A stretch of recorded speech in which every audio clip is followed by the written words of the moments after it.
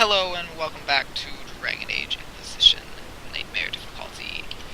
We are just finishing up stuff here in the Storm Coast. Last time we completed the 3 Astrariums, did some rifts, you sat and waited for me to do a bunch of Astrariums, did some stuff with the Grey Wardens, yada yada yada. There was a bunch of small stuff that was to be taken care of. But a few small things to pick up here before we head back to Haven to deal with some of the rest of what's going on. We need to deal with. There appears to be a dragon thing right there. We're going to kill that first before we do anything else. It is too cool not to kill. Yes, that is how that works.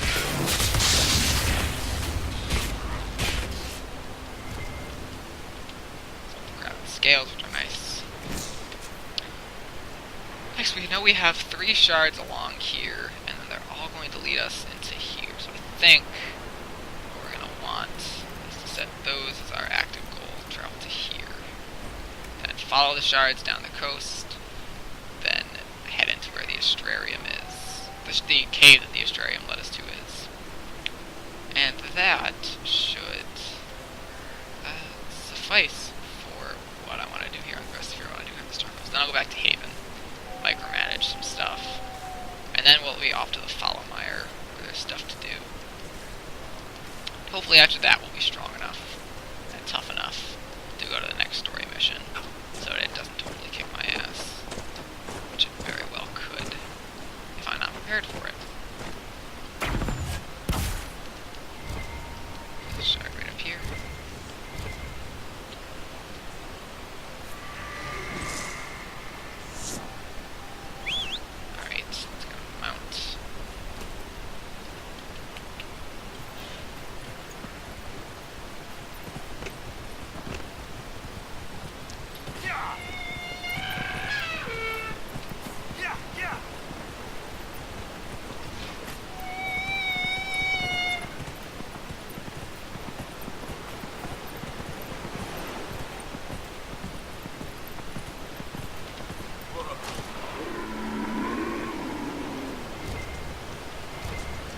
Shard just here, just barely in the water.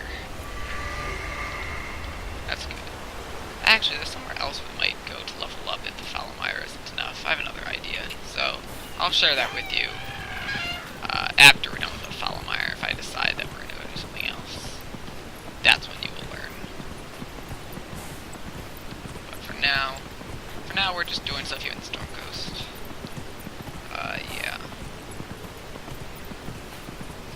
Oh, God, so, I don't know, let's talk about something interesting. I don't know, I think it's, I guess I haven't really discussed stuff since that mage quest. So I've discussed sort of previously, let's get off. Clearly we're sort of in a stuck place. Oh, we're good, okay. So I sort of mentioned previously how, oh, that's where that shard is. Okay, I want to see if I can get up there. One moment. I'll go back to trying to have this intelligent words time. Okay. Now's a good place to dismount. Okay. So, I've said previously, I'm playing as a mage, I like the mages, I support mage freedom, yada yada yada, in spite of everything else. So some people might wonder, why? Well, it starts off simple, and I'd like to say it gets complex and interesting and deep, but I don't really know that it does. But it definitely starts off simple. I don't know quite where it goes. I just really liked playing as a mage in the first Dragon Age game. I did. And I found their story very compelling. And when you play as a mage in Dragon Age Origins, they do a good job of making you feel, very much like, yeah, mage's got a rough life. You see all the stuff you go through, you see how, excuse me. Apparently the world doesn't want me to have intelligent conversation on my Let's Play. What I was going to say is you see sort of how a mage can very easily fall to blood magic and fighting against the Templars, despite it being a very obviously bad idea to do so. And you sort of see that natural fall, and you yourself become, considered bad, very not good by the Templars, but because of the whole Great Warden thing that you get pulled into, that part gets sort of forgotten and ignored. But it always sort of stuck with me, sort of the Templars, despite seeming like they were good enough people, and just having a job that demanded them to do things that I couldn't agree with as a player. I said, so you're telling me someone's just born with magic, and then because they are now automatically a danger to people, they lose their rights and freedoms. It's not okay. There's sort of, you hear more balanced perspective on this from, say, like Vivienne. I like the way she talks about it. I think it gives it gives both sides human and understandable elements. That, it's just like, mages are different. We are dangerous. We can deny it and try to act like there's some way for us to be the same as everyone else and be treated normally, but is that true? According to her, no, it's not. That's just denying the reality of the situation. This is the cave that the Astrarians opened. And we can't deny the reality of our differences, and we have to prepare things. And, it's certainly not like racism in the real world, where, there actually is a physical difference in mages. They are more capable of more likely to be possessed by demons, and they have that power. And the untrained power, even without a demon involved, can be dangerous. So it's sort of this, oh, there's a giant spider. So they try to raise this interesting point of, the power is dangerous, and how you use it, and do you use it responsibly, and the only responsible way to use it maybe is the whole Templar and Circle system, but when you go, well, look at the Daelish, they don't have Templars, they, intelligently put mages where they need to be and teach them reliably, and for the most part, they do well to avoid demonic possession. But then you might bring up, say, Meryl in Dragon Age 2, who willingly goes out of her way to commune with a demon because, it offers her the power she thinks she needs. I'm going to check out this staff and see if it's any good. And so that's certainly an interesting way of looking at it. Okay, this actually might be useful. Oh wait, no, I have more concentration on my stuff. Never mind. It might be good for Dorian. I feel like that's good. Anyway. And so, for a lot of people, the discussion sort of ends like, yeah, mages, you are inherently more dangerous, and that's that. But, again, I can't let go of the fact that at the end of the day, yes, there's always going to be people abusing. Yes, teaching people and using systems, even like the Daelish use, are not perfect. I just make sure that was up so I could talk. So we're going back to Haven and Committee Magic. But yeah, at the end of the day, I always come back to the very simple fact: there's still people, humans, elves, and Kunari. Dwarves can't be mages yet. I'm still sure that's going to be broken someday, and I will very much excitedly wait for that moment. Because Dwarven Mage, man, Dwarven Mage, that dwarf. They're people, and something out of their control forces everyone else to control them. It's not right. Is it necessary? Sure.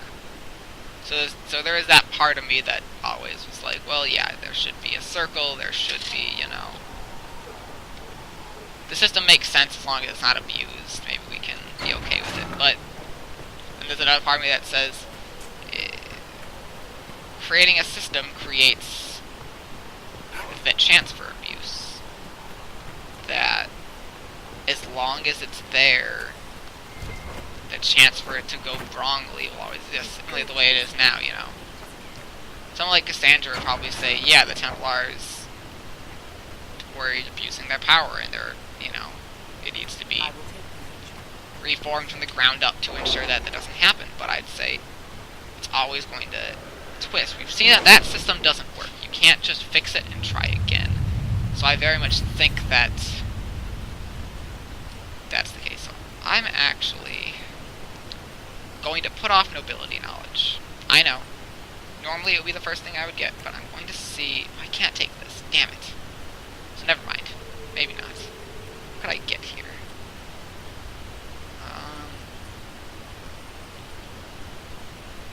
Okay, I lied. We're going to go and take that. So I need another secrets person so I can get deft hands and fine tools. I would like that. Wait, I saw something that's interesting. Okay. So, I don't know. I guess I would very much like to... I don't know. It's complicated. I'm going to this So he's going to... That's cool. We probably have someone who's going to join us then. Improve stability. Inquisition's effort to close the Thedas has increased stability in various regions across Thedas. However, demons sometimes remain, having wandered from the site of the original rifts. Inquisition received rewards for aid in dealing with this problem. Yeah, let's have our soldiers. All right. Take care of that. That's something I like our soldiers doing. Rather than being like, hey, ability, don't you want to come do this? Just be like, we're the Inquisition, we got this. This is what we're good at.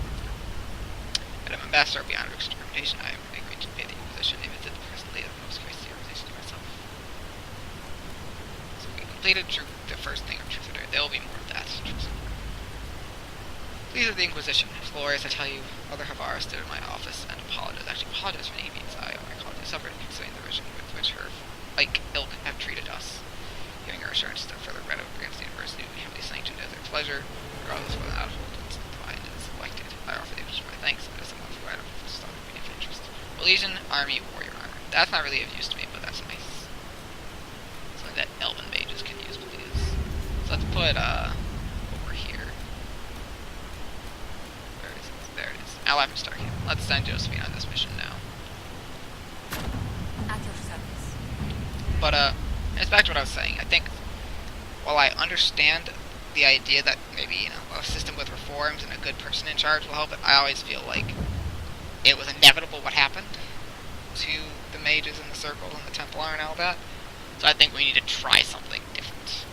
And I think having free mages take care of themselves who know, sort of, to begin with, that, like, this problem exists, I think that, you know, that could work. Do I dislike all the Templars and think the Templars shouldn't exist? No. I feel like... So I actually have two ideas on this matter about how the mages should take care of themselves. I think that no matter what, the guarantee needs to be that the mages are the ones in control of the system that governs them, that controls them. I think they need to be the ones making those decisions. I don't think they can exist in sort of a separate way. So this I'm not worried about keeping. That I am. This I'm not. That I am not. Those I'm keeping. That I don't think is good. That I don't think is good. That I'm not worried about. That I don't worry about. This isn't very good. Keep them. Just I don't think it's very good. Hang on to these for the person who's going to have the ability to do that, and then those. Okay. A bunch of money. So let us... Anyways. Back to what I was saying.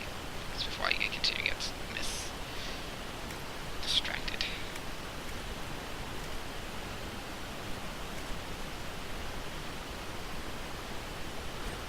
Okay. I want that thing to go away. Maybe I just need to be on a rogue.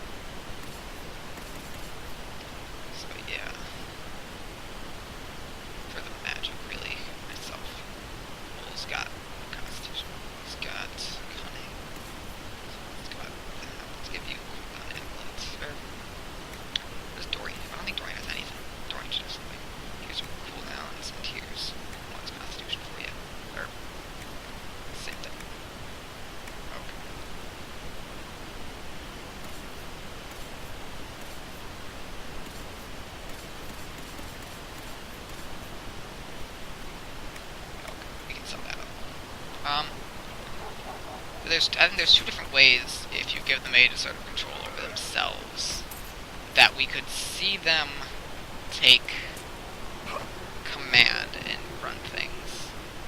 One of these is my sort of very basic idea, and the other is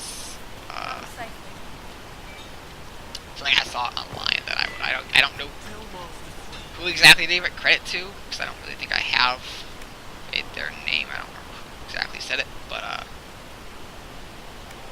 the idea is definitely theirs. So that's what this armor looks like.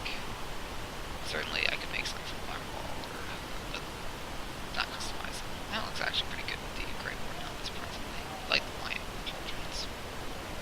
Anyways, oh, Defender armor. Is that what... who has... I'm sorry. I get easily distracted by party management. That's not the party management. That's what I wanted.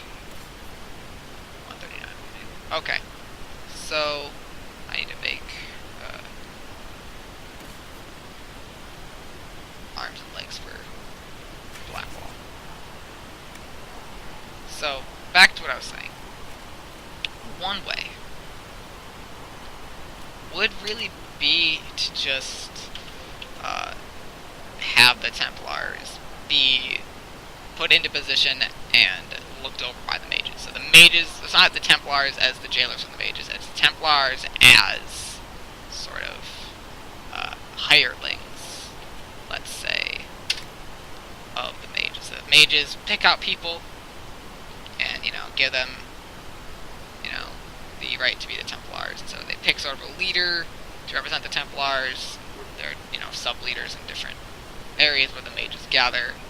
And then the mages oversee the Templars. The Templars don't have, like, an executive, necessarily, decision, over the mages. The mages sort of decide what the Templars can and can't do.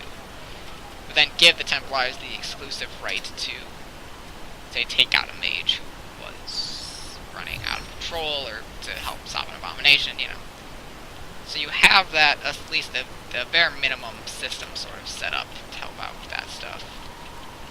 But you're not, I don't know. You're not forcing anything onto the mages that they didn't pick. So they get to choose how that all works. I think that, I don't know, that would be prone to just as many abuses, but I think it would keep more mages safe. Whether or not it would help everyone else is sort of problematic. But I think that would be a thing that, say, if you had a bunch of group of mages, if you take, like, Vivienne, for instance, you could easily put her in charge of a circle, be like the senior first enchanter in some particular area, maybe in Montemisard or in Orlais or wherever she was. And then, you're like, okay, Vivienne, you pick out, people to be Templars, you help the Templar leader, you organize all of that. And they'd be very good at that, and ensuring that there are Templars who are good at taking care of people and making sure nothing bad happened. So, are we enforced counter? I think this is one I can actually sell. Actually, wait, no, this is slightly better than what Bearcat, so we're going to...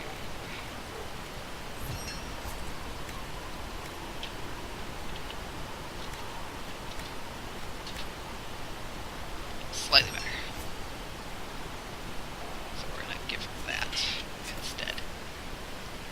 So that's one way that I think you can solve that situation, and why I'm willing to, say, free all the mages. I think there's much.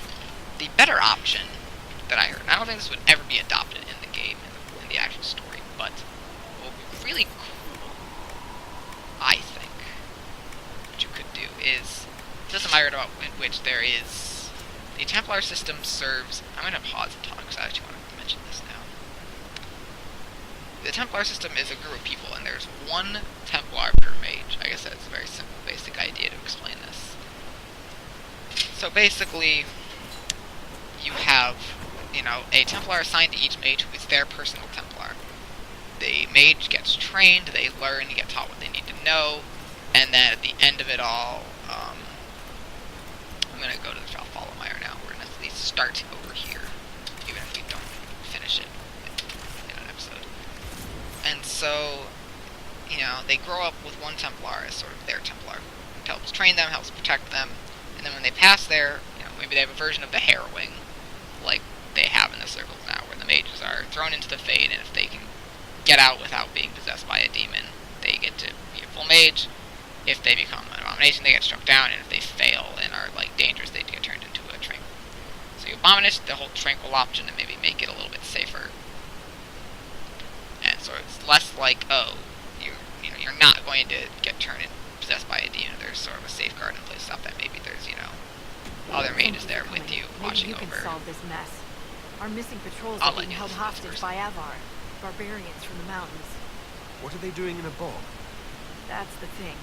Their leader, he wants them to fight you, because you're the Herald of Andraste. Why? What do they have against Andraste? Well, the Avar think there are gods in nature, as in the sky has a god and the forest. The Avar say you're claiming to be sent by one, and they'll challenge the will of your god with their own. I think their leader's just a boastful little prick who wants to brag he killed you. It's fame for you. Should I autograph something for him before he tries to behead me? They think readings for the weak. You know, scholars, lowlanders, or legion peasants. Getting to our troops won't be easy. You'll have to fight your way through undead. Wait, you're not squeamish about undead, are you? I'll say that patrol. It doesn't matter. I'm not letting the Avar butcher the Inquisition's people. I appreciate it. The Avar are holed up in the castle on the other side of the Foul Mire. Make her willing, the Inquisition's people are still alive. So yeah, I guess to cap off my idea, yeah. So you sort of have a situation where mages and the Templars sort of agree, they work together. Let's take a look. And when someone passes their exam and gets to be a full mage, no longer just being a student, then what happens after that is they have their one Templar that is their Templar, and that Templar and that mage journey together wherever they decide they want to go. They can stay and teach others, they can leave and do whatever they want. It's sort of you raise them from an early age to understand, to find a Templar that works with them. The Templar that is assigned for them at first doesn't work, you get a new one. You just make sure that you find mages and Templars who get along and work well together. This is actually laid out, so let's not go this way. And when all that's a chest I want to get though. And when all is said and done, what you end up with as a result is, blue the trend, that's a new material. You end up with a Templar who is attuned to their particular mage, and a mage who has a Templar to protect them. The Templar helps make sure that they're not possessed, helps keep them on the straight and narrow, but it also protects them from outside people who would dislike mages. The Templar is not just protecting the mage and themselves. The Templar is serving what I think the Templar's really acceptable duty is the idea to be the people who protect mages. Those are the Templars I like, the people who say, the mages are our wards to protect, because this world is dangerous. They are inherently in danger by being in the world, both from demons and from people who dislike mages, and from their own power. But we're not here to jail them or mistreat them, because we respect them and understand their burden and are here to protect them, because that's our job. So you have one Templar assigned to an individual mage who is that mage's Templar, who does that for them. And then you just have, a world where every mage has a Templar buddy who keeps them safe. But, that's just one idea that I've heard. Oh, yeah. So it's going to say these corpses are level 12. Most of the guys you run into will not be level 12. This is just a way of trying to scare you. But there's a reason why they're there. That's not to say there will be no other level 12 corpses. There's just, most of them will not be level 12. And these just are reasons.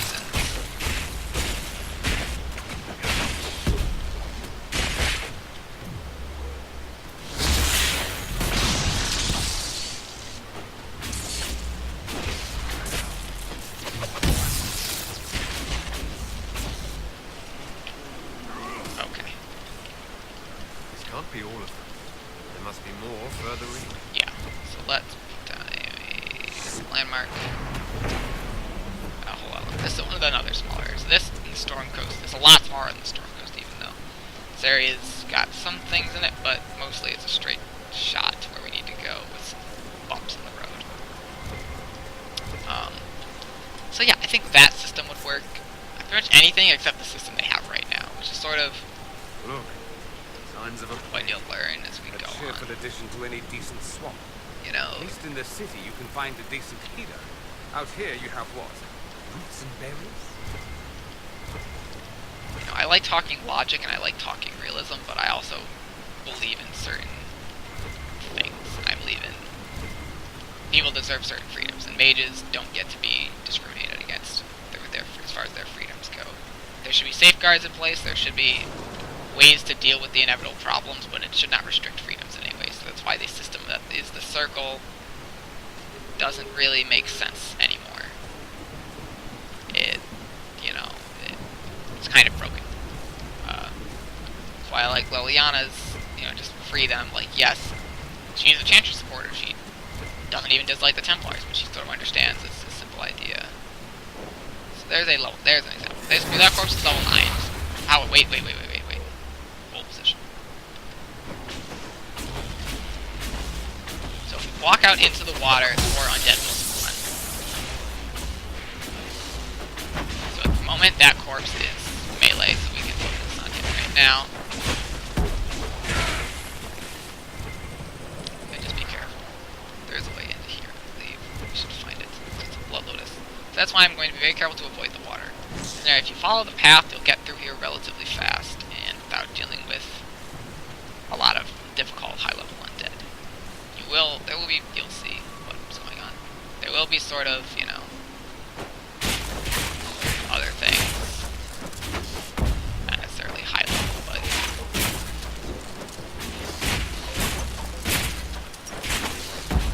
Okay, that's not working. Screw this.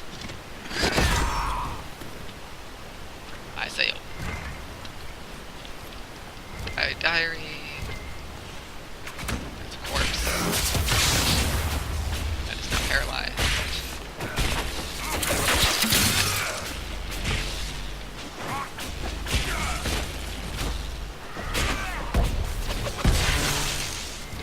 Yeah, I just feel like mages should be free. And a lot of people, that's less popular, that's too simplified. And they would rather support having the Circle of Magi and having yada yada yada Templars. Yeah, and there's certainly something appealing to Templars. I can see there's some cool Templars like Cullen, who is no longer a Templar but was, and other people too, who are definitely like, yeah, this is a cool group and a cool idea, and I can see the best versions of it that are not, like, awful. It's just vampires that have summon a bunch of undead and demons, but they will be level 2 us, and not that level 12. But I guess for me, it's just sort of like, I very much don't really buy into that we can. That's the only one that works. I think it's very pragmatic as a solution, and I get where it's coming from, but I think there's better options. He needs to be taunted and not go that way.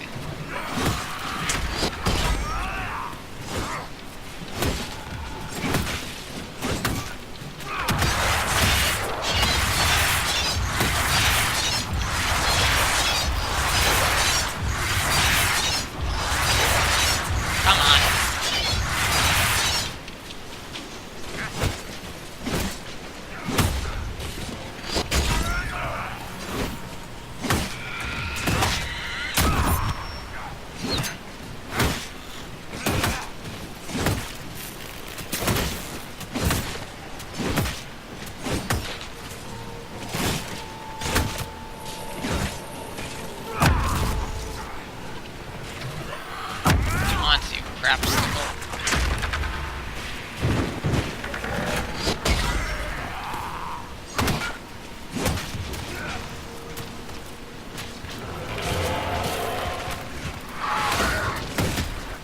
How dare you?